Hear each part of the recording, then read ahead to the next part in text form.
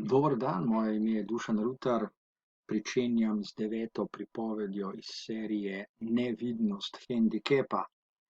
Tokratna je namenjena razmišljanju o vprašanju, kako živeti, da bi človek na koncu svojega življenja rekel, da je živel dobro. Pogovarjam se z mladim človekom, ki mi v določenem trenutku potoži.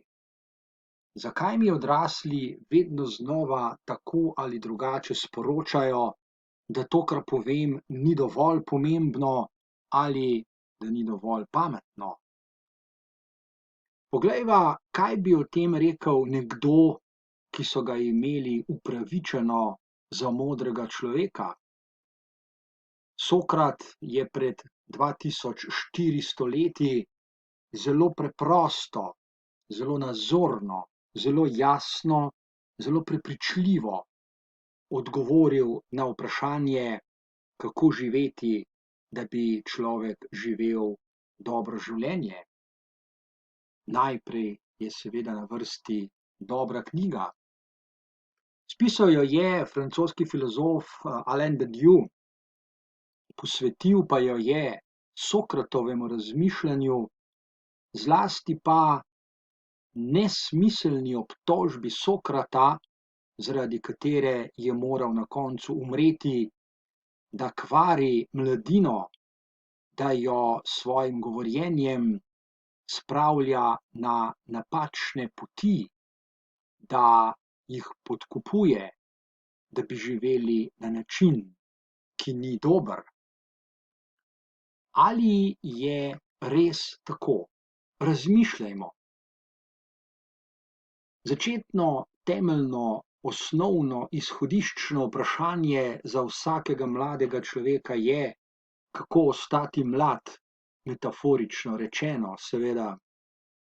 In vsak mlad človek ima okoli sebe odrasle ljudi, starše na primer, vzgojitelje, učitelje in druge, ki mu skladno s tem, o čemer mi potoži mladenič, vedno znova na nek način dajo vedeti, da je v življenju treba ubogati, da je treba ubogati ljudi, ki so močni, ljudi, ki so na hierarhičnih lestvicah zgoraj, ljudi, ki so vplivni. Mladi ljudje tako vselej znova slišijo, da je treba poslušati druge in to, kar pravijo. Toda vprašanje je, kaj v resnici, kaj dejansko sporočajo. Odgovor na to vprašanje ima tri osnovne koordinate. Mladi ljudje naj bi poslušali, kako pomembno je živeti v ugodju ali morda v udobju, kako pomemben je v življenju denar in seveda, kako pomembna je moč, kako pomembno je to, o čemer odločajo oni zgoraj. A kaj na vse to pravi filozof, na primer Sokrat? Sokrat sporoča mladim ljudem, da obstajata dve poti v življenje in da je ena od obeh zagotovo zgrešena. Trdi torej, da obstaja resnično življenje, da obstaja življenje v resnici in da obstaja pot skozi tako življenje. Seveda obstaja tudi drugačno življenje in obstaja drugačna pot skozi življenje. To drugo pot imenuje Sokrat pot skozi zgrešeno življenje. Kakšna je ta pot? To je utrjena pot, uhojena pot, pot, ki je uveljavljena, pot, za katero se zdi, da jo človek zlahka spozna, pot, za katero je vtis, da je treba zgolj stopiti nanjo in se prepustiti toku, tako kot se mu domnevno prepuščajo tudi vsi drugi ljudje.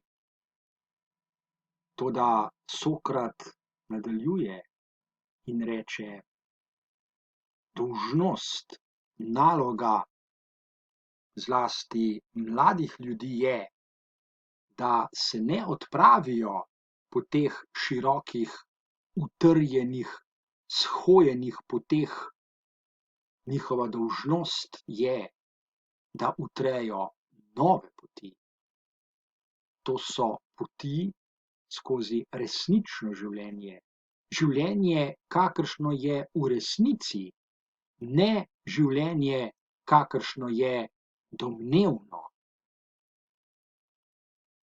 Na tej poti, pravi Sokrat, prežita na vsakega mladega človeka dva sovražnika. Mlad človek ima pred seboj dva nasprotnika. Prvi nasprotnik se imenuje iskanje trenutnega ugodja, iskanje zabave, takojšnjega zadovoljevanja svojih potreb, želja in interesov. Drugi nasprotnik je nagovarjanje mladih ljudi, da je pomembno hoditi skozi življenje po poti, ki pripelje do uspeha, morda do bogastva, do večje količine denarja ali celo do vplivnih položajev ali dobrih položajev na hierarhičnih lestvicah, ki obstajajo v vsaki družbi. Ta dva nasprotnika preprečujeta mladim ljudem, da bi stopili na pot, ki vodi skozi resnično življenje, da bi utrli nove poti. Toda prav tako je res, da se mlad človek lahko upre tako prvemu nasprotniku kot drugemu in spozna, da je imel modrec prav, ko je sklenil: obstaja dobro, ki se imenuje znanje, in obstaja zlo v obliki nevednosti, brezbrižnosti in ignorance. Potem tudi razume, zakaj Sokrat na koncu reče: pojdite zdaj in utrite nove poti skozi življenje, kakršno je v resnici, ne kakršno je v iluziji. Nadaljevanje prihodnjič.